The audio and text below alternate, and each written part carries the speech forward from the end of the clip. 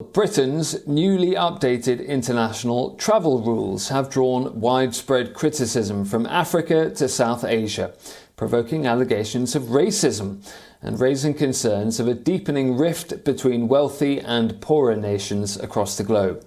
England last week announced a relaxation of its international travel rules to boost its tourism sector. Under the revised rules, destinations will simply be ranked as low or high risk instead of red, amber and green. Britain's also scrapped some testing requirements for fully vaccinated international travellers. Many tourists will no longer have to take a COVID-19 test before travelling to or back to the country under the new guidelines. The loosening of the restrictions will mainly benefit tourists from Canada and a number of other countries, and that's sparked outrage across the African continent. The UK continues to maintain a de facto ban on travellers from more than 20 African countries and many other developing nations. Kenya and Egypt are the only African countries removed from the red list, despite intense lobbying by African governments. According to experts, the ban could have a devastating impact on the tourism industry of many African countries where British tourists are a key revenue generator.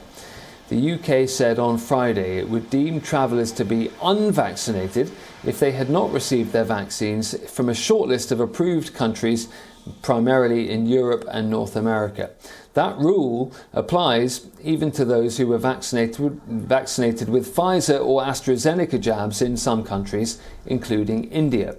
Travellers, even if they are vaccinated, will face tougher testing rules along with a 10-day self-isolation from those places. Fully jabbed Indians, for example, would not be considered vaccinated in the United Kingdom and would have to undergo 10 days of quarantine. To try and understand the new rules and the controversy around it, let's go back to Mandy Clark now. Mandy, what is the UK government's explanation for those discrepancies?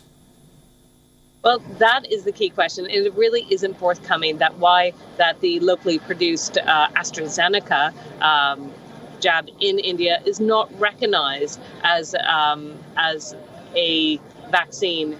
That is a question that has not been made clear. The government, they are saying they're using their best scientific advice.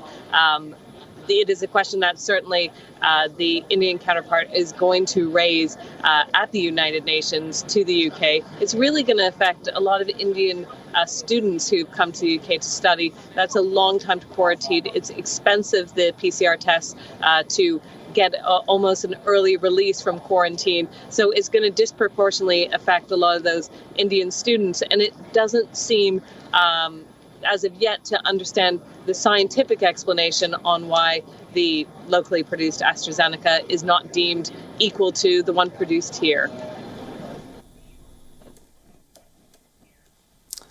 Mandy, thank you very much indeed.